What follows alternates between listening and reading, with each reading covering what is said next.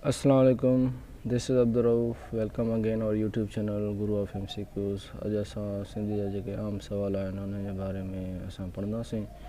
हीअ असांजो टियों लेक्चर आहे जेके सिंधी आम सुवाल आहिनि। पहिरियां असां 2 लेक्चर हुन ते रिकॉर्ड करे चुका आहियूं।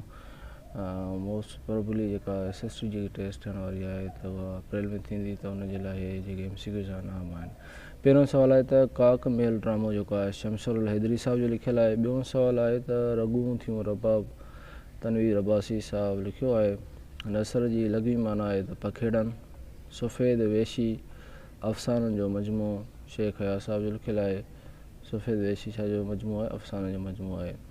गीत उञायल मोरनि जा अफ़साननि जो मजमू आहे इहो बि।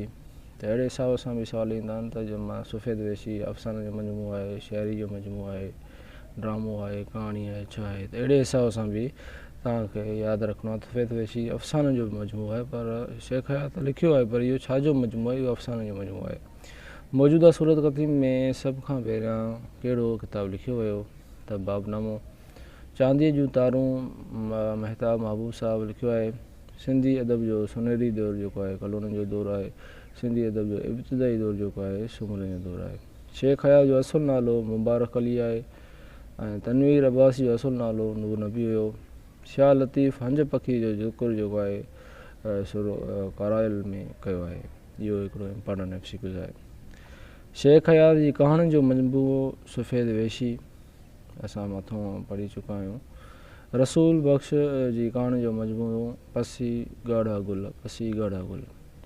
शाह लतीफ़ चेयर जेका आहे कराची यूनिवर्सिटी में आहे ऐं शेख हया जी चेयर जेको आहे लतीफ़ यूनिवर्सिटी में आहे ऐं सच्चा समर जी बि चेयर जेका आहे लतीफ़ यूनिवर्सिटी में आहे। सिंधी जामिल लुग़ात किताब जेको आहे डॉक्टर नबी बख़्श बलोच साहब जो लिखियलु आहे।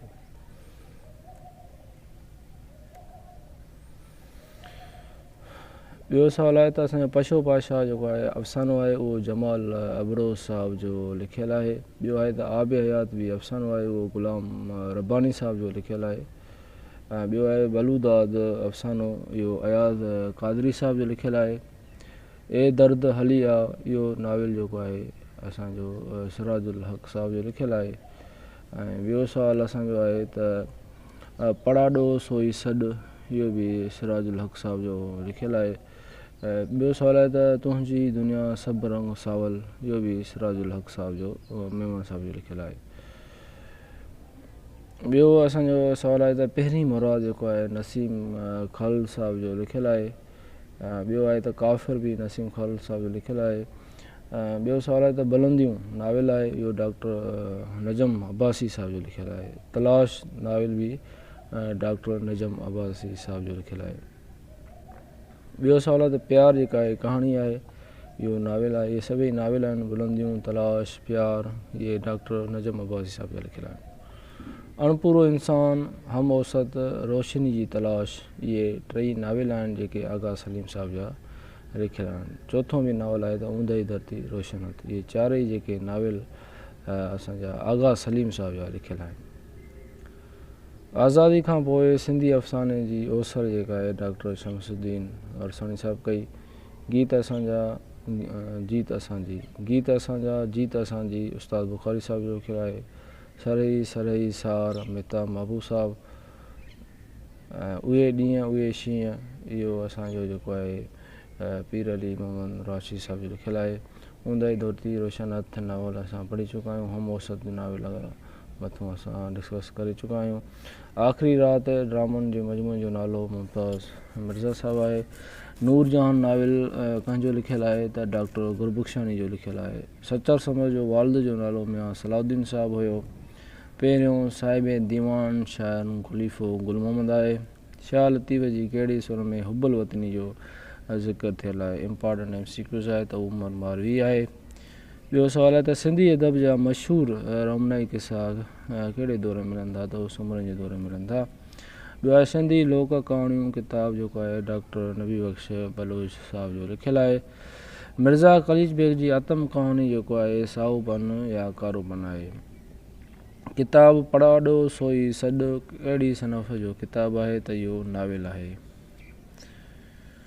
ॿियो सुवालु आहे त असांजो इहो पढ़ाॾो सोई सॾु, इहो सिराजुल हक़ साहब जो नाविल लिखियलु आहे। लेखराज लेखराज कसचंद अज़ीज़ जो लिखियल मज़मूननि जो मजमू अदबी आईनो आहे। इहो बि सुवालु ईअं बि अची सघे थो अदबी आईनो जेको आहे कसचंद अज़ीज़ साहिब जो लिखियल आहे त इहो छाजो मजमू आहे, त इहो मज़मूननि जो मजमू आहे। लवारीअ जा लाल जेको आहे डॉक्टर होचंद मोलचंद गुरबख्शानी जो लिखियल आहे। सगारो हमालिया हीणा माण्हू फ़कीर मोहम्मद लाशारी साहिब जो लिखियल आहे। इहो लतीफ़ी शेर भेरूमल महरचंद अडवाणी साहिब जो लिखियल आहे। ॿियो सुवालु आहे त लतीफ़ी बाग़ जो शेर रशीद अहमद लाशारी साहिब जो लिखियल आहे। ॿियो सुवालु आहे त हीणा हर कंहिं व हीणा नारायण दास मलकाणी साहिब जो लिखियल आहे।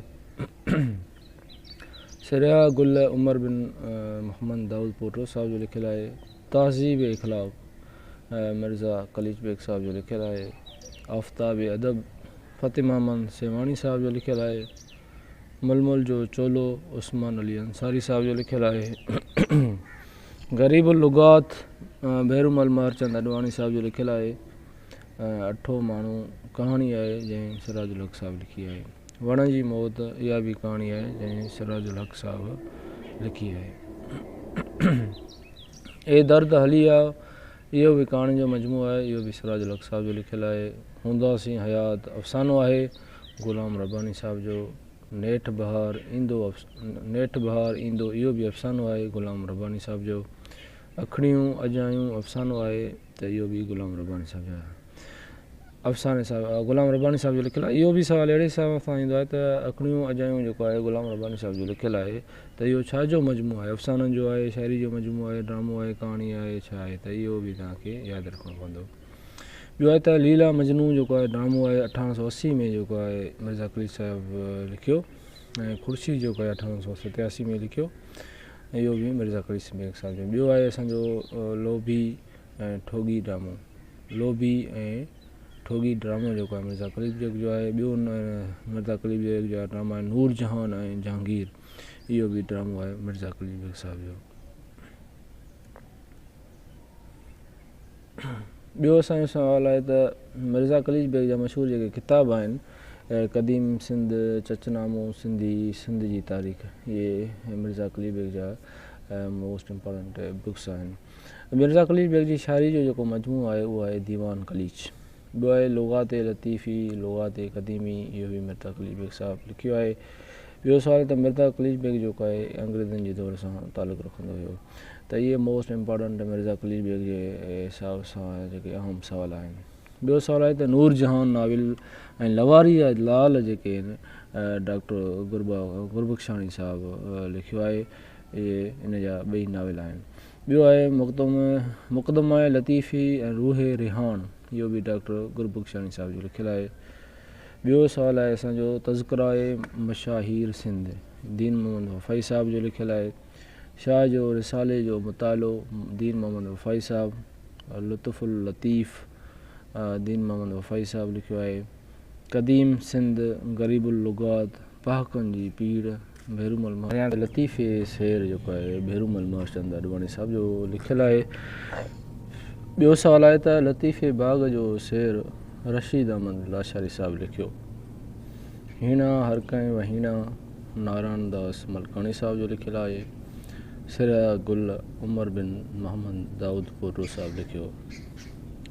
तहज़ीब इख़लाक़ मिर्ज़ा कलीज बेग साहिब लिखियो।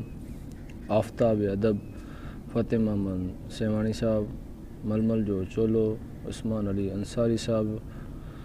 गरीबुल लुगात भेरूमल महरचंद अडवाणी साहिब लिखियो आहे। अठो माण्हू इहा कहाणी आहे सिराजुल हक़ साहिब जी। वण जी मौत कहाणी आहे सिराजुल हक़ साहिब जी। ए दर्द हलिया इहो कहाणियुनि जो मजमू आहे त सिराजुल हक़ साहिब में वणिजो। अहिड़े हिसाब सां सुवालु ईंदो आहे त ए दर्द हलिया इहो सिराजुल हक़ साहिब जो कहिड़ो मजमू आहे, त इहो बि तव्हांखे यादि रखिणो आहे त इहो कहाणी जो मजमू आहे। अहिड़े हिसाब सां बि सुवालु अची सघिजे थो। हूंदासीं हयात इहो बि अफ़सानो आहे ग़ुलाम रब्बानी साहिब जो। नेठ बहार ईंदो अफ़सानो आहे ग़ुलाम रब्बानी साहिब जो। अखड़ियूं अजायूं अफ़सानो आहे ग़ुलाम रब्बानी साहिब जो। हाणे असां कुझु मिर्ज़ा ख़लीज बेग जे बारे में जेके मोस्ट उन जा बुक्स आहिनि त उन जे बारे में असां थोरो लिटिल बिट पढ़ंदासीं। जे पहिरियों असांजो आहे त लीला मजनू जेको आहे ड्रामो मिर्ज़ा ख़लीज बेग 1880 में लिखियो। ॿियो आहे त ख़ुर्शीद 1887 में मिर्ज़ा ख़लीज बेग साहिबु लिखियो। ॿियो आहे त लोभी ऐं ठोगी, इहो बि मिर्ज़ा ख़लीज बेग साहिब जो ड्रामो आहे, इहो बि मिर्ज़ा ख़लीज बेग साहिबु लिखियो। ऐं हिन जो ॿियो ड्रामो आहे त नूर जहान ऐं जहांगीर, इहो बि मिर्ज़ा ख़लीज बेग साहिब जो ड्रामो आहे। ॿियो सुवालु आहे त मिर्ज़ा ख़लीज बेग जा जेके मशहूरु किताब आहिनि क़दीम सिंध, चचनामो सिंधी, सिंधीअ जी तारीख़, इहे बि मिर्ज़ा ख़लीज बेग जा आम बुक्स आहिनि। ऐं मिर्ज़ा ख़लीज बेग जी शाइरी जो जेको मजमू आहे उहो आहे दीवान ख़लीज। ॿियो मिर्ज़ा ख़लीज बेग जेको आहे लुग़ात लतीफ़ी, लुग़ात क़दीमी बि मिर्ज़ा ख़लीज बेग साहिब जो लिखियलु आहिनि। मिर्ज़ा ख़लीज बेग जेको आहे अंग्रेज़नि जे दौर सां तालुक़ु रखंदो हो, जंहिं 400+ जेके किताब लिखिया। ॿियो सुवालु आहे त नूर जहान नाविल लवानी जा लाल डॉक्टर गुलबख्शानी साहिबु लिखियो आहे। मक़दमा लतीफ़ी रूहे रिहान डॉक्टर गुलबख्शानी साहिबु लिखियो आहे। तज़किरा मशाहिर सिंध दीन मोहम्मद वफ़ाई, शाह जे रिसाले जो मुतालो दीन मोहम्मद वफ़ाई, लुत्फ़ुल लतीफ़ दीन मोहम्मद वफ़ाई साहिबु लिखियलु आहिनि। इहे मोस्ट इम्पॉर्टेंट बुक्स आहिनि। क़दीम सिंध ग़रीबुल लुग़ात पहाकनि जी पीड़ भैरूमल महरचंद अडवाणी साहिब जा लिखियलु आहिनि। मखदूम अबुल हसन पहिरियों आलिम हो, हिन सिंधी रस्मुल ख़त तयारु कई। ॿियो सुवालु आहे त सर्द लाश जो सफ़र, इहो कहाणी आहे अमर जलील जी। इहो अहिड़े हिसाब सां ईंदो आहे त सर्द लाश जो सफ़र जेको अमर जलील लिखियो आहे, पर इहा छाजो मजमू आहे त इहो कहाणी जो मजमू आहे। फ़िक्र जी आज़ादी मोहम्मद इब्राहिम जोयो साहिबु, अदब तालीम ऐं सियासत मोहम्मद इब्राहिम जोयो साहिबु, फ़लसफ़े जो इब्तिदाई कोर्स मोहम्मद इब्राहिम जोयो साहिब जा इहे इम्पॉर्टेंट। सवालु आहे त उस्ताद बुख़ारी जो जेको असुलु नालो आहे त उहो सईद अहमद शाह साहिबु आहे। ॿियो सुवालु आहे त उस्ताद बुख़ारी जी शाइरी जो मजमू कोकड़ ऐं कल्याण आहे। ॿियो सुवालु असांजो आहे त डॉक्टर अयाज़ क़ादरी सिंधी गज़ल जी ओसर जे उनवान सां PhD कई आहे। ॿियो सुवालु असांजो आहे त हैदर बख़्श जतोई खे बाबा सिंध जे लक़ब सां यादि कयो वेंदो हुयो। ॿियो सुवालु आहे त हैदर बख़्श जतोई इनक़लाबी शाइर आहे। ॿियो सुवालु आहे त जीए सिंध दरिया शाह, इहे हैदर बख़्श जतोई साहिब जा नज़म आहिनि। ॿियो सुवालु असांजो आहे त अली अहमद बिरोई तंज़ ऐं मज़ा जो कहाणीकार ऐं कालमनिगार हुयो। ॿियो असांजो सुवालु आहे त ॼामोट ऐं ॼामड़ा कख पन अली अहमद बिरोई साहिब जो लिखियलु आहे। शेख अज़ीज़ खे सिंध जो उस्ताद साफ़ी सॾियो वेंदो हुयो।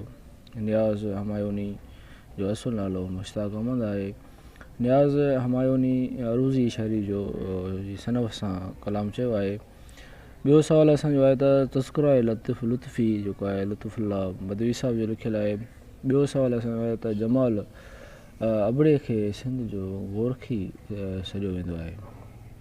ॿियो असांजो सुवालु आहे त शाह जोफ़र, पशो पाशा, बदमाश, इहे जमाल अबड़े साहिब जा अफ़साननि जा मजमू आहिनि। त अहिड़े हिसाब सां बि सुवालु ईंदो आहे त इहो पशो पाशा जमाल अबड़े साहिब त लिखियो आहे, पर इहो छाजो मजमू आहे, शाइरी जो मजमू आहे, अफ़साननि जो मजमू आहे, कहाणी जो मजमू आहे, त अहिड़े हिसाब सां बि सुवाल ईंदा आहिनि। ॿियो सुवालु आहे त मिर्ज़ा ख़लीज बेग जा जेके आखाणियुनि जा मजमू आहिनि त उहे बि हिकिड़ा इम्पॉर्टेंट असांजा MCQs आहिनि। त जीअं पहिरियों जो आखाणियुनि जो मजमू आहे त दिलपसंद किसा, शैतान जी नानी, दिलि वंदराईंदड़ ॻाल्हियूं, हिंदुस्तान जूं देसी आखाणियूं, इहे मिर्ज़ा ख़लीज बेग जा आखाणियुनि जा मजमू आहिनि। त हिन मां को बि सुवालु अहिड़े हिसाब सां बि सुवालु अचे थो त दिलपसंद किसा जेको आहे मिर्ज़ा ख़लीज बेग जा छा आहिनि, कहाणियूं, ड्रामो आहे, नाविल आहे, छा आहे। त अहिड़े हिसाब सां हे बि अहिड़े हिसाब सां क्वेश्चन यादि रखणा आहिनि त इहो तव्हांखे मिर्ज़ा ख़लीज बेग जा जेके नाविल आहिनि त उन्हनि जे बारे में बि ख़बर हुजे त हे नाविल आहे, त हे ड्रामो आहे, आखाणियूं आहे, अहिड़े हिसाब सां बि सुवाल अची सघंदा। ॿियो सुवालु आहे त दिलि बहार अफ़साननि जो मजमू जेको आहे परमानंद मेवराम जो लिखियलु आहे। जीअं हिते बि जीअं दिलि बहार आहे त इहो परमानंद मेवराम त लिखियो आहे, पर इहो जो अफ़साननि जो मजमू आहे, त इहे बि तव्हांखे यादि रखिणो पवंदो। ॿियो सवाल आहे त परमानंद मेवराम जो पहिरीं तबेज़ादी कहाणी जो जेको मजमू आहे त हीरे जी मंडी आहे। ज़ैबुल निसा चांद बीबी कहाणियूं मोहम्मद सिद्दीक़ मुसाफ़िर साहिबु लिखियो आहे। ॿियो सवाल आहे त उस्मान अंसारी जी अफ़साने जे मजमूए जो नालो जेको आहे पंज गंज आहे। ॿियो असांजो सवाल आहे त सिंधी अदब जो पहिरियों नाविल जेको आहे रायसी लास आहे। ॿियो सवाल आहे त लालचंद अमर ॾिने मल जी नाविल छूत जो चंड आहे। ॿियो सवाल असांजो आहे त जहान आरा नाविल जेको आहे अब्दुल रज़ाक मेमण साहिब जो लिखियलु आहे त इहो आम सवालु आहे।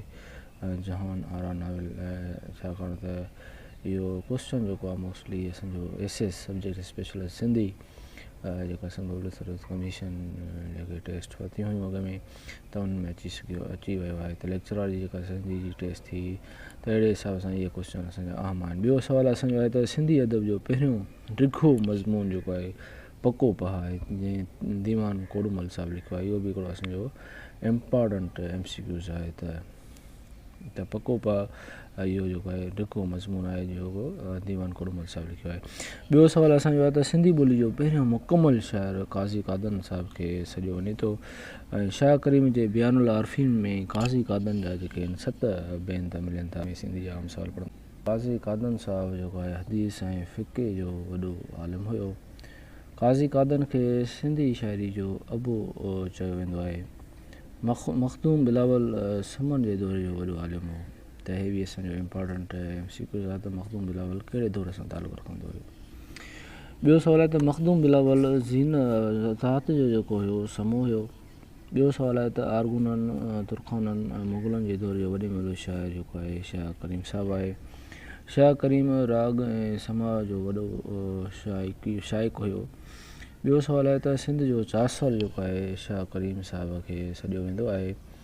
ऐं ॿियो सवाल आहे त सिंधी ॿोली जो विहाउ तारो बि शाह करीम साहिब खे सॾियो वेंदो आहे। ॿियो असांजो इम्पॉर्टेंट MCQs आहे त मखदूम नूह जो असुल नालो लुत्फ़ुल्ला हुयो। ॿियो सवाल आहे त अरबन जो दौर जेको आहे उनजो टाइम पीरियड आहे 711 खां वठी 1050 ईस्वी ताईं। ॿियो आहे चचनामो अरबी में इमाम इब्राहिम जो लिखियलु आहे।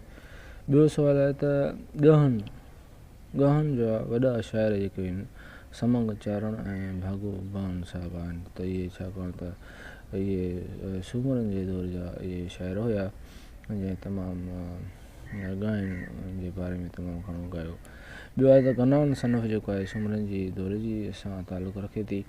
ॿियो सवाल असांजो आहे त सैयद नूरुद्दीन पहिरियों गनान चवंदड़ आलिम हुयो। इहो जेको हुयो सूमरनि जे दौर जो हुयो। चंड जा तमनाई आगा सलीम साहिब जो लिखियलु आहे त गीच जेको आहे सूमरनि जे दौर जी शाइरी आहे त हिन जेका गीच वग़ैरह सूमरनि जे दौर जी शाइरी आहे। ॿियो सवाल असांजो आहे त माई मरखां जेका ई ज़ात जी छा हुई शेख हुई। ॿियो सवाल आहे त सिंध जो पहिरियों मंज़ूम किसो चवण वारो भागोबान हुयो। ॿियो सवाल आहे त सूमरनि जो दौर जेको आहे उनजो टाइम पीरियड 1050 खां 1351 ताईं आहे। ॿियो सवाल आहे त मामोई फ़क़ीर जेको आहे कहिड़े दौर सां तालुक़ु रखे थो। इम्पॉर्टेंट MCQs आहे त समन जे दौर सां तालुक़ु रखे थो। ॿियो सवाल असांजो आहे त मखदूम अहमद भट्टी साहिबु इहो समन जे दौर सां तालुक़ु रखे थो। ऐं ॿियो सवाल असांजो इसहाक़ आंगर बेत जो वॾो शाइर हो। काज़ी कादन जेको आहे समन जे दौर सां तालुक़ु रखे थो। ॿियो असांजो आहे त शेख पराड़ जा 3 बेत शाह करीम जे बयानुल आरफ़ीन में आयल आहिनि। ॿियो आहे समुंड जाॻे थो अदल सुमरे साहिब जो लिखियलु आहे। बंदर बाज़ारियूं अमर जलील साहिबु ख़बरूं खड़ाइण जूं जमाल अबड़ो साहिबु। असांजो आख़िरी क्वेश्चन आहे त ज़ीनत नाविल जेको आहे जेको मिर्ज़ा ग़लीज़ बेग साहिबु लिखियो उनजो उर्दू में जेको तर्जुमो कयो हुयो त उहो इमदाद हुसैनी साहिबु। सवाल आहे त मां उहाई मारवी इहो समीर ज़रीन साहिबु जो लिखियलु आहे। ॿियो सवाल आहे त मोहम्मद इस्माइल अरसानी जी आतम कहाणी सखर सही ॾींहुं इहा मोहम्मद इस्माइल अरसानी साहिब जी आतम कहाणी आहे। टियों सवाल आहे त मशहूरु सिंधी किसा जेके आहिनि डॉक्टर नबी बख़्श बलोच साहिबु लिखिया आहिनि। ॿियों असांजो चोथों सवाल आहे त सिंधी नावल जी इर्तिक़ाई तारीख़ जेको आहे ग़ुलाम हुसैन साहिबु लिखी आहे। पंजों सवाल आहे त लोक अदब जो तहक़ीक़ी जाइज़ो अब्दुल करीम संदीलो साहिबु लिखियो आहे। ॿियो सुवालु आहे त शाह इनायत जेको कलोड़नि जे दौर सां तालुक़ु रखंदो हुयो। ॿियो असांजो सुवालु आहे त शाह लतीफ़ जो उस्तादु जेको नालो हुयो अख़ून नूर मोहन साहिबु हुयो भट्टी साहिबु। ॿियो सुवालु असांजो आहे त शाह जे कलाम में 30 सुर आहिनि त हर सुर में शाह साहिबु मुख़्तलिफ़ शयुनि जे बारे में ज़िक्र कयो आहे। ॿियो सुवालु आहे त मिर्ज़ा कलीज बेग जेको आहे 1913 में जेको आहे शाह जो रिसालो तयारु कयो। ॿियो सुवालु आहे त 1951 में उस्मान अली अंसारी साहिबु शाह जो रिसालो तयारु कयो। ॿियो असांजो सुवालु आहे त ग़ुलाम मोहम्मद शाहवाणी साहिबु 1950 में शाह जो रिसालो तयारु कयो। ॿियो असांजो सुवालु आहे त 1959 में अल्लामा आए क़ादी शाह जो रिसालो जेको आहे तरतीब ॾिनो। ॿियो असांजो सुवालु आहे त शाह लतीफ़ कहिड़ा सुर किथे चया, उनजो ज़िक्र जेको आहे बेरूमल महरचंद अडवाणी लतीफ़ी शेर में कयो आहे।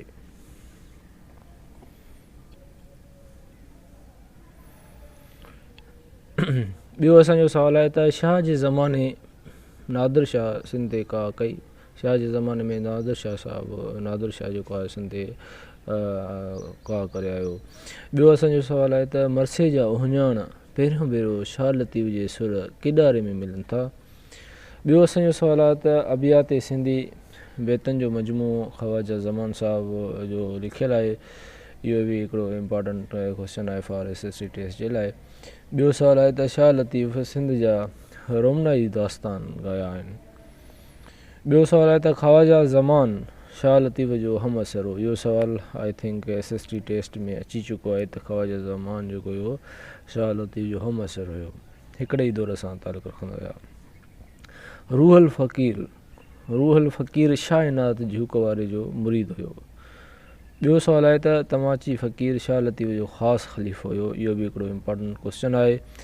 ॿियो सुवालु आहे त जलाल खट्टी खे सिंगार जे बेतनि जो सरदार सॾियो वेंदो आहे। ॿियो आहे त कबीर शाह नड़ जे बेतनि जो वॾो शाइर हो। इहे असांजा मोस्ट इम्पॉर्टेंट MCQs आहिनि SST टेस्ट जे लाइ। असां पहिरियां तक़रीबन 500+ जेके आहिनि असां MCQs सिंधी आम सवाल जेके आहिनि या रिकॉर्ड करे चुका आहियूं। इहे अॼु जेको असांजो 8हों लेक्चर आहे।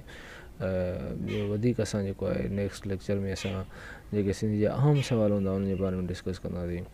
ॿियो सुवालु आहे त मखदूम अब्दुर्रऊफ़ भट्टी साहिबु मौलूदनि जो वॾो शाइर हो। मखदूम अब्दुर्रऊफ़ भट्टी शाह लतीफ़ जो हम असर हुयो। इहो बि हिकिड़ो आम सुवालु आहे त शाह लतीफ़ जो हम असर हिकिड़ो असां पढ़ी आयासीं त ख़वाजा ज़मान साहिबु हुयो ऐं ॿियो अब्दुर्रऊफ़ भट्टी साहिबु बि आहे। मखदूम अब्दुर्रऊफ़ भट्टी साहिबु मदीने मुनव्वर में वफ़ात कई। ॿियो सुवालु असांजो आहे त मियां सरफराज़ कलोड़ो जेको आहे फ़ारसी ज़बान जो शाइर हो। मियां सरफराज़ कलोड़ो साहिबु मदह जो वॾो शाइर हुयो। ॿियो आहे असांजो पीरो खट्टी ऐं शाह इनायत जो हम असर हुयो। आख़िरी असांजो सुवालु आहे त सचल सरमस्त खे असां हफ़्ते ज़बान जो शाइर बि सॾियो वेंदो आहे। सुवालु आहे त सचल सरमस्त जो उस्ताद जो नालो जेको हुयो हाफ़िज़ अब्दुल्ला हुयो ऐं सचल सरमस्त दराज़ा ॻोठ में पैदा थियो। इहो बि असांजो हिकिड़ो आम सुवालु आहे। सचल सरमस्त मीरनि ऐं टालपुरनि जे दौर सां तालुक़ु रखंदो हुयो। तव्हांखे ख़बर आहे त हुनखे हफ़्ते ज़बान बि शाइर सॾियो वेंदो आहे। ऐं सचल सरमस्त जी जेका चेयर आहे त उहा आहे शाह अब्दुल लतीफ़ यूनिवर्सिटी में। सचल काफ़ी घड़ोली झूलणो मौलूद गज़ल ॾहीड़ो ऐं बेत वॾे में अंग में चया आहिनि। ॿियो सुवालु आहे त सचल अनल हक़ जो पंहिंजे कलाम में नारो हुयो। ऐं ॿियो असांजो सुवालु आहे त ख़लीफ़ो नबी बख़्श पीर मोहम्मद राशिदी जो ख़लीफ़ो हुयो। सामी जो असुलु नालो भाई चंद राय आहे ऐं सामी जेको ज़ात जो लुंड हुयो ऐं सामी जे पीउ जो नालो भाई बचो मल हो। इहो हिकिड़ा सामी जा आम सुवाल आहिनि। सामी जेके बेत चया आहिनि उनखे सामी जा सलूक चयो वेंदो आहे। सामी जेको आहे संस्कृत ऐं हिंदी ॿोलियुनि जो ॼाणू हुयो। सामी जे बेतनि खे सलूक सॾिजे थो। आख़ूंद अज़ीज़ुल्ला मेमन मटियारी जो हुयो। अंग्रेज़नि जे दौर में सिंधी ॿोली जी तहक़ीक़ रस्मुल ख़त जोड़ण जो अहम कारनामो शुरू थियो। कहिड़े दौर में? अंग्रेज़नि जे दौर में। अंग्रेज़ सिंधी ॿोली खे सरकारी हैसियत ॾेई फ़ारसी खे ख़तमु कयो। ॿियो असांजो सुवालु आहे त 1851 में असिस्टेंट कमिश्नर मिस्टर एल्स जी सरबराही में सूरत कती जोड़ण वारी कमेटी ठाही वई। इहो हिकिड़ो इम्पॉर्टेंट MCQs आहे, SST लाइ अची सघे थो, त इहो पहिरियों ई MCQs अची चुको आहे। ॿियो सुवालु आहे त सिंधी रस्मुल ख़त अरबी जी मदद सां ठाही वई। ॿियो असांजो सुवालु आहे त सिंधी रस्मुल ख़त में 29 अरबी ऐं 3 फ़ारसी जा अखर आहिनि। हे असांजो सुवालु बाबनामो जेको आहे असांजो SST टेस्ट में अची चुको आहे, त उहो कंहिं लिखियो? नंदीराम मीराणी जो लिखियलु आहे।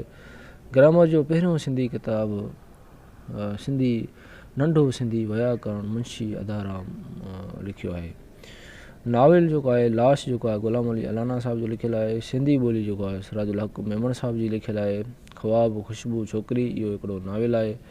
अहिड़े हिसाब सां पुछंदा आहिनि त इहो नाविल आहे, कहाणी आहे, ड्रामो आहे, त इहो छाजो मजमू आहे? अहिड़े हिसाब सां बि सुवाल ईंदा आहिनि। मामी फ़क़ीरनि जा बेत जेको आहे समन जे दौर जा आहिनि। मिर्ज़ा कलीज बेग जेको आहे टंडो ठोड़ो में ॼायो। सिंधी अदब जो फ़िक्री मुहरक अलाहदाद ॿियो खे चयो वेंदो आहे। छपर में छरियूं तलबल मौला मोहम्मद ज़मान साहब खे चयो वेंदो आहे, हुन लिखियो आहे। शाह लतीफ़ चंड जो ज़िक्र जेको आहे सुर खंबाद में कयो आहे। हाणे तव्हां ख़बर आहे त नूर जाम तमाचे जो ज़िक्र शाह साहिब सर केदारो में कयो आहे। त इहे जेके शाह लतीफ़ जा जेके 3 आम सुर आहिनि त हिन मां को बि सुवालु अची सघिजे थो। इहो जेके शाह लतीफ़ जा 3 सुर आहिनि असां हिन में डिटेल में वीडियो ठाहे चुका आहियूं। खलील अहमद नज़म ऐं नसर जो लेखक हुयो। ॿियो सुवालु आहे त अहमा शाइरी डॉक्टर इब्राहिम खलील साहिब जी लिखियलु आहे। टियों सुवालु आहे त अदब ऐं तनक़ीद किताबु जेको आहे डॉक्टर इब्राहिम खलील साहिब जो लिखियलु आहे। ॿियो असांजो सुवालु आहे त डॉक्टर ग़ुलाम अली अलाना जा किताब जेके मशहूरु किताब आहिनि त उन्हनि जा नाला ॾिजनि था। त डॉक्टर ग़ुलाम अली अलाना साहिबु सिंधी ॿोली ते तमामु घणो कमु कयो।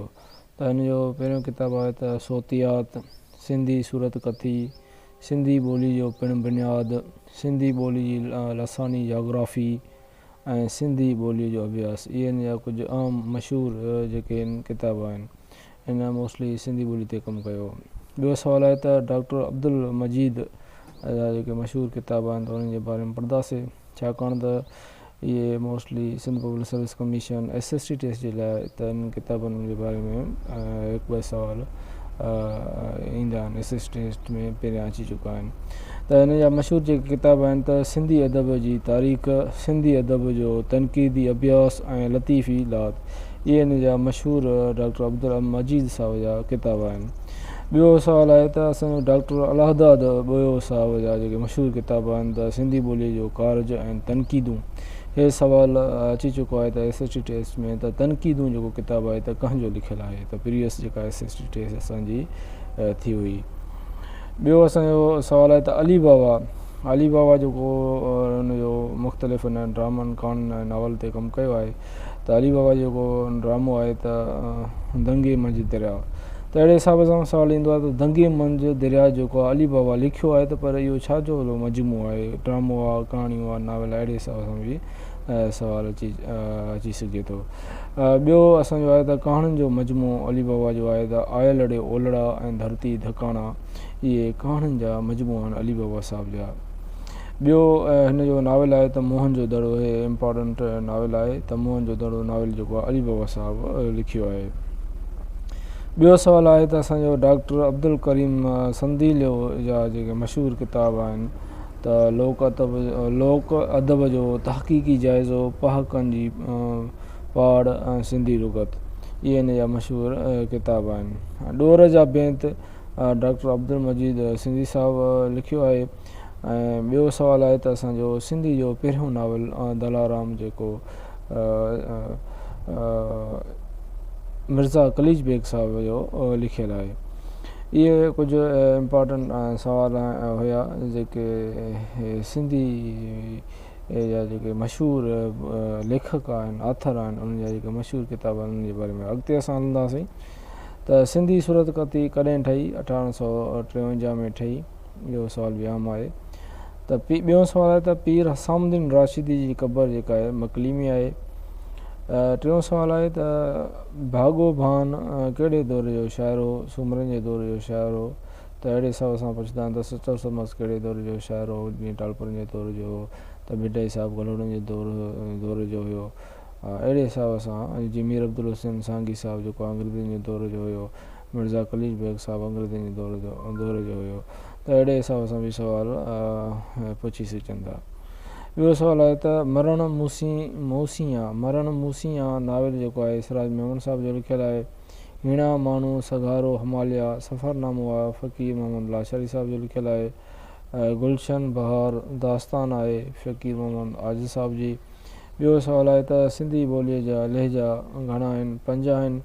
ॿियो सुवालु आहे त जलावतनी नाविल जेको आहे मोहन कल्पना जो लिखियलु आहे। ॿियो सुवालु आहे त ससवी जी लफ़्ज़ी माना आहे चंड। ॿियो सुवालु आहे त तहफ़तुल कराम मीर अली शेर साहिब जो लिखियलु आहे। कहिड़ो राजा ॿुध मत जो पैरोकार हुयो? राजा अशोक हुयो।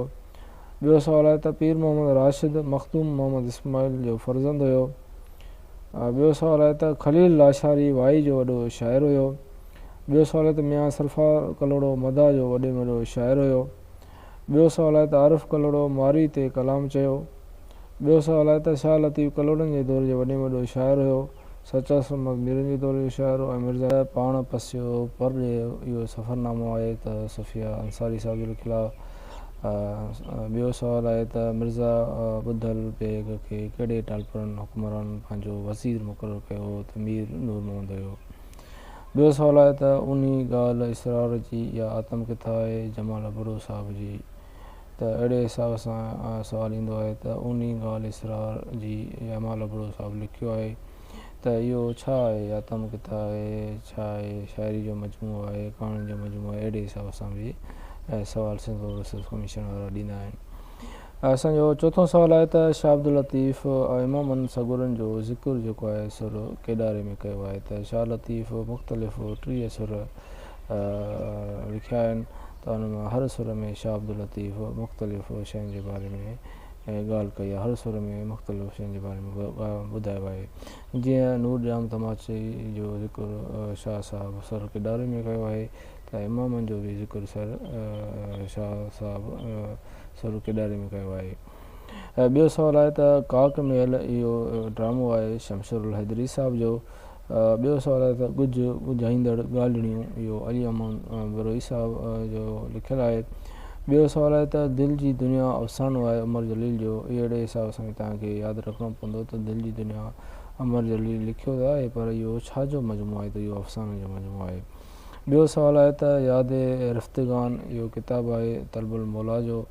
ॿियो सुवालु आहे त समुंड जाॻे थो अदल सुमरो साहिबु लिखियो आहे। रोशनी जी तलाश आगा सलीम साहिबु जो लिखियलु आहे। ॿियो सुवालु आहे त सिंध जो शाहनामो मीर हसन अली ख़ान साहिब जो लिखियलु आहे।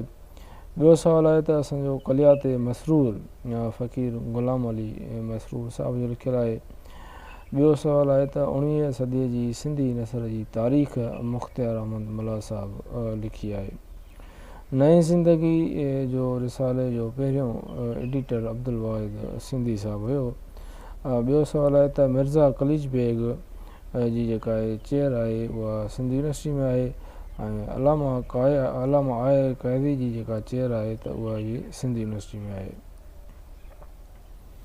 ॿियो असांजो सुवालु आहे त डॉक्टर नबी बख़्श जी चेयर सिंध यूनिवर्सिटी में आहे, छाकाणि त चेयर जे हिसाब सां SST टेस्ट में सुवाल अची चुका आहिनि सिंध पब्लिक सर्विस कमीशन जो।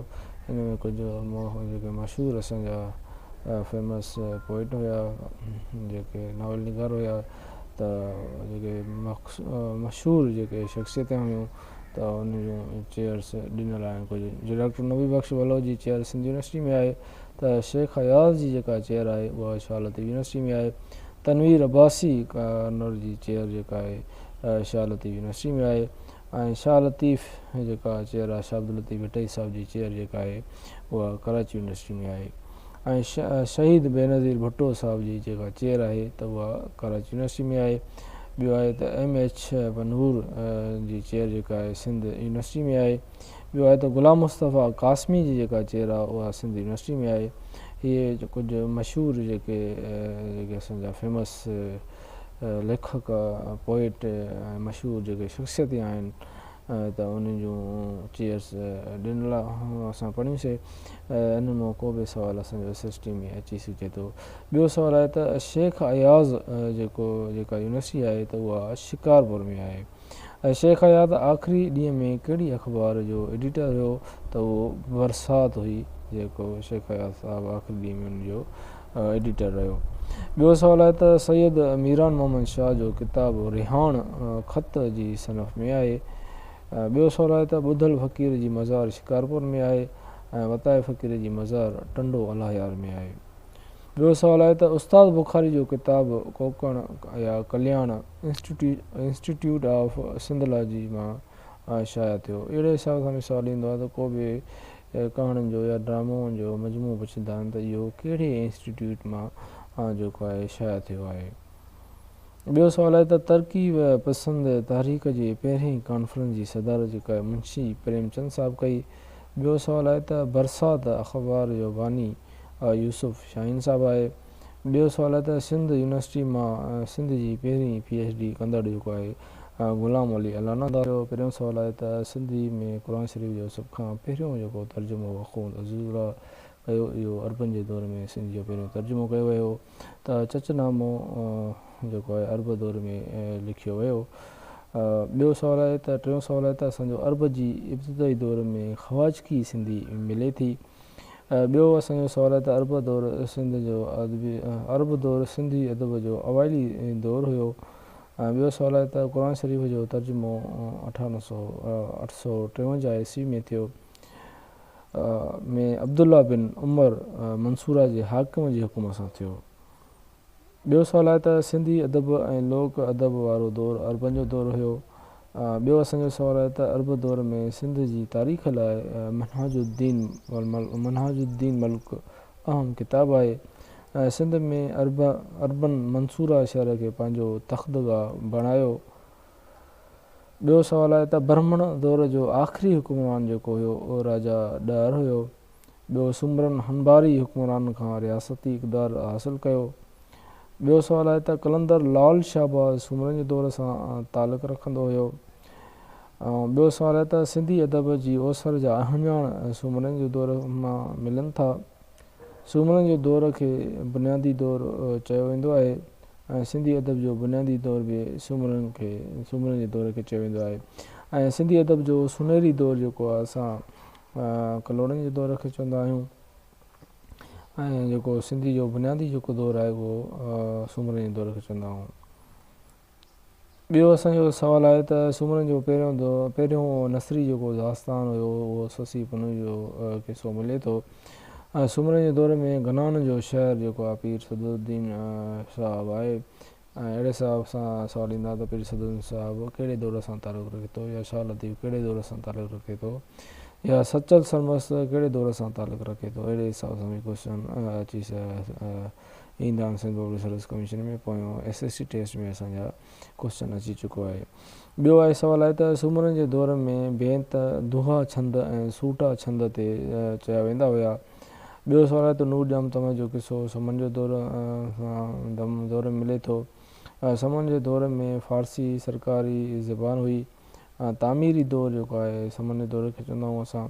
काज़ी कादन जो अवल 7 बेंत बैनुल आरफ़ीन में मिलनि था। हीअ असांजो इम्पॉर्टेंट क्वेश्चन आहे त कादी कादन जा 7 बेंत बैनुल आरफ़ीन में मिलनि था। कादी कादन खे सिंधी शाइरी जो अबो बि पिणु सॾियो वेंदो आहे। मखदूम नूम शेख हमाद जमाली जो हम असर हुयो। समन जे दौर में दुहे जो बाइकार शेख हमाद जमाली साहिबु हुयो। सामी जो हम असर जेको आहे बेकस हुयो। अहिड़े हिसाब सां क्वेश्चन ईंदो आहे त मिटई साहिब जो हम असर कहिड़ो या सचर साहिब जो हम असर कहिड़ो हुयो। मामूई फ़क़ीर जेको आहे काज़ी कादन जो हम असर हुयो। इहो बि हिकिड़ो इम्पॉर्टेंट असांजो सुवालु आहे त समन जेको आहे 170 साल सिंध ते हुकूमत कई। समन जे दौर जो सभ खां वॾो शहर काज़ी कादन आहे ऐं मीरन टालपुरनि जो वॾे में वॾो शहर सचर सरमस्त आहे। कलोड़नि जे दौर जो वॾे में वॾो शहर मिटई साहिबु आहे। मखदूम बिलावल समा दौर जो आलिम हुयो। असांजो आख़िरी सुवालु आहे त आरगुन ऐं तुर्कान में सिंध जी सरकारी ज़बान जेका हुई फ़ारसी हुई। हीअ हुया असांजा आम क्वेश्चन। वधीक असां नेक्स्ट लेक्चर में सिंधीअ जेके आम सुवाल हूंदा उहे असां डिस्कस कंदासीं। Thank you very much. अस्सलाम वालेकुम, this is Abdul. Welcome again our YouTube channel Guru of MCQs। अॼु असां सिंधी जा जेके आम सुवाल आहिनि उन जे बारे में डिस्कस कंदासीं। असां पहिरियां 12 लेक्चर रिकॉर्ड करे चुका आहियूं। असांजो अॼु जो पहिरियों सुवालु आहे त हाइको जापानी ॿोली जी सनफ़ आहे। सानेट इटली ॿोली जी सनफ़ आहे। ॿियो सुवालु आहे त तराइल फ़ारसी ज़बान जी सनफ़ आहे। मरसियो अरबी ज़बान जो लफ़्ज़ आहे। असां मरसियो जो बादशाह जेको आहे सैयद साबित अली शाह खे चवंदा आहियूं ऐं गीत जो बादशाह गज़ल जो बादशाह असां अमीर अब्दुल हुसैन सांगी साहिब खे चवंदा आहियूं। ॿियो सुवालु आहे त गीत संस्कृत जे लफ़्ज़ गया मां वरितलु आहे। ॿियो असांजो सुवालु आहे त मशहूरु शाइर मोहम्मद मोहसिन बेकस बेदल जो पुटु हुयो। ॿियो सुवालु आहे त क़ादिर बख़्श बेदल रोहड़ी में दफ़न थियलु आहे। इहो इम्पॉर्टेंट MCQs आहे। ॿियो सुवालु आहे त अहमद मल्ला शाइर क़ुर शरीफ़ जो सिंधी में मंज़ूम तर्जुमो कयो ऐं क़ुर शरीफ़ जो पहिरियों तर्जुमो जेको आहे नसरी तर्जुमो जेको आहे आख़ुंद अज़ीज़ुल्लाह साहिब कयो हुयो। ॿियो सुवालु आहे त सिंधी बेत जी शुरूआति जेका आहे समन जे दौर खां थिए थी। ॿियो सुवालु आहे त मशहूरु रिसाले सुहिणीअ जो एडिटर शेख अयाज़ साहिबु आहे। ॿियो सुवालु आहे त सिंधी गीत जो शहंशाह बरदू सिंधी चवंदा आहियूं ऐं गज़ल जो बादशाह अमीर अब्दुल हुसैन सांगी साहिब खे चवंदा आहियूं। आज़ादी खां पोइ सिंधी नावल जी ओसर नूर अफ़रोज़ ख़वाजा जो लिखियलु किताबु आहे, नाविल आहे। जदीद सिंधी शाइरी जो अबू असां कसचंद बेवस साहिब खे चवंदा आहियूं। ॿियो असांजो सुवालु आहे त क़ादिर बख़्श बेदल जेको आहे अंग्रेज़ दौर जो वॾो शाइर हुयो ऐं तव्हांखे ख़बर हुजे त सचो सरमस्त टालपुर जे दौर जो शाइर हुयो ऐं शाह अब्दुल लतीफ़ भट्टई साहिबु कलोनी जे दौर जो शाइर हो ऐं मिर्ज़ा खलीज बेग साहिबु अमीर अब्दुल हुसैन सांगी साहिबु उहे बि अंग्रेज़नि जे दौर सां तालुक़ु रखंदा हुया। गंज शरीफ़ बेदल जी तसनीफ़ आहे। ॿियो सुवालु आहे त सिंधी जो पहिरियों जेको ड्रामो हुयो उहो लीला मजनू हुयो जेको मिर्ज़ा खलीज बेग साहिब जो लिखियलु आहे ऐं मिर्ज़ा खलीज बेग जो ॿियो नाविल जेको आहे दलाराम पहिरियों नाविल उहो दलाराम हो जेको मिर्ज़ा खलीज बेग साहिबु लिखियो। मीर अब्दुल हुसैन सांगी साहिबु अंग्रेज़नि जे दौर सां तालुक़ु रखंदो हुयो। इहे असांजा मेन इम्पॉर्टेंट MCQs आहिनि त अहिड़े हिसाब सां पुछंदा आहिनि त मिर्ज़ा खलीज बेग साहिबु या मीर अब्दुल हुसैन सांगी या सैयद साबित अली शाह कहिड़े दौर सां तालुक़ु रखंदा हुया। ॿियो सुवालु आहे त सिंधी ज़बान में बाक़ाइदे नसरी जेका शुरूआति थी उहा अंग्रेज़नि जे दौर खां थी ऐं शाइरी जी शुरूआति जेका समन जे दौर खां शुरू थी असां पहिरियां पढ़ी चुका आहियूं। ॿियो आहे दीवान नंदीराम खे सिंधी जो पहिरियों आलिम चयो वेंदो आहे। ॿियो सुवालु आहे त सिंधी अदब जो जदीद दौरु जेको आहे अंग्रेज़नि जे दौर खे चवंदा आहियूं ऐं सुनहरी दौरु जेको आहे असां कल्होड़नि जे दौर खे चवंदा आहियूं। अंग्रेज़ी दौर में नाटक जी शुरूआति इमाम बख़्श ख़ादम साहिबु कई। अंग्रेज़ी दौर में शाह जो रिसालो जर्मनी मां 1866 में अर्नेस्ट ट्रम्प जेको आहे शाया करायो पहिरियों। इहो बि सुवालु असांजो इम्पॉर्टेंट आहे त पहिरियों सुवालु ईंदो आहे त अंग्रेज़ दौर में शाह जो रिसालो कंहिं माना छपरायो कहिड़े शहर में छपरायो ऐं साल कहिड़ो। इहे 3-4 हिन में हिकु ई क्वेश्चन में असांजा 2-3 सुवाल निकिरी सघनि था। सिंध जो मंसूर सानी असां सच्चा सरमद साहिब खे चवंदा आहियूं। सच्चा सरमद जो रोज़ो जेको आहे अली ख़ान जोड़ायो ऐं सच्चा सरमद जो मज़ार जेका आहे दराज़ शरीफ़ में आहे ऐं सच्चा सरमद जेको आहे काफ़ी जो बाकमाल शाइर हुयो। क़ादिर बख़्श बेदल नायक यूसुफ सामी सूफ़ी दलपत सच्चा सरमद जा हमअसर हुया। इहो हिकिड़ो सुवालु अची चुको आहे त शाह लतीफ़ जो हमअसर केरु हुयो त अहिड़े हिसाब सां बि सिंध पब्लिक सर्विस कमीशन वारा सुवाल ईंदा आहिनि। सूफ़ी दलपत जो तालुक़ो टालपुरनि जे दौर सां हुयो। सैयद साबित अली शाह जो बि तालुक़ो टालपुरनि जे दौर सां हुयो। मरसिये जो बादशाह सैयद साबित अली शाह असां पढ़ी चुका आहियूं, तव्हांखे मां ॿुधायो आहे। टालपुरनि जे दौर जो वॾे में वॾो शाइर सच्चा सरमद ऐं कलोड़नि जे दौर जो वॾे में वॾो शाइर भट्टई साहिबु। सिंध जो मिसाली दौरु टालपुरनि जे दौर खे चवंदा आहियूं। कलोड़नि जे मियां अब्दुल नबी हुकुमरान खां टालपुरनि जेका हुई हुकूमत हासिलु कई हुई। सुर रप खे असां खेप जे नाले सां बि सॾियो वेंदो आहे। ससी पनी जो ज़िक्र सुर ससी में थियलु आहे ऐं इमामनि जो ज़िक्र सुर केॾारो में थियलु आहे ऐं नूर ॼाम तमाचे जो बि ज़िक्र सुर केॾारो में थियलु आहे शाह साहिबु कयो आहे। शाह जे रिसाले में रिघे में रिघो जेको आहे बेत जेको आहे सुर सारंग में आहे। करायल मोर पखी के चवंदा आहिनि। नबी करीम सल्लल्लाहु अलैहि वसल्लम जो ज़िक्र शाह साहब सुर खंबात में कयो आहे। शाह लतीफ़ जो मक़बरो ईदन राज़ी ठाहियो। शाह लतीफ़ 63 साल जी उमिरि में वफ़ात करे वियो। शाह लतीफ़ 1102 हिजरी में शाह लतीफ़ जेको आहे पैदा थियो। शाह साहब जी ज़िंदगी जो सभ खां पहिरियां अहवाल जेको आहे तहफ़तुल कराम में मिले थो। कूंज ऐं मारवी जो ज़िक्र सर 10 में थियल आहे। जेके शाह साहब जा 30 अहम सुर आहिनि, त उन मां असांजो को बि सुवालु अची सघे थो। सिंध पब्लिक सर्विस कमीशन में जेका असांजी SST टेस्ट थियण वारी आहे। शाह जे रिसाले में घणनि बेतनि वारो सुर हुसैनी आहे। शाह जो रिसालो सुर कल्याण सां शुरू थिए थो। लताइफ़ लतीफ़ी दीन मोहम्मद वफ़ाई जी लिखियलु आहे। अरूदी शाइरी जो इर्तिक़ाई दौरु कलोणनि जो दौरु आहे। अवामी शाइरियुनि जो दौरु कलोणनि जो दौरु खे चवंदा आहियूं। सिंधी अदब जो सुनहरी दौरु बि कलोणनि जो दौरु खे चवंदा आहियूं। मखदूम अबुल हसन जी क़बर मकली में आहे। इहो असांजा इंपॉर्टेंट MCQs। असां ॿिए लेक्चर में वधीक असां सिंधी आम क्वेश्चन डिस्कस कंदासीं। Thank you very much.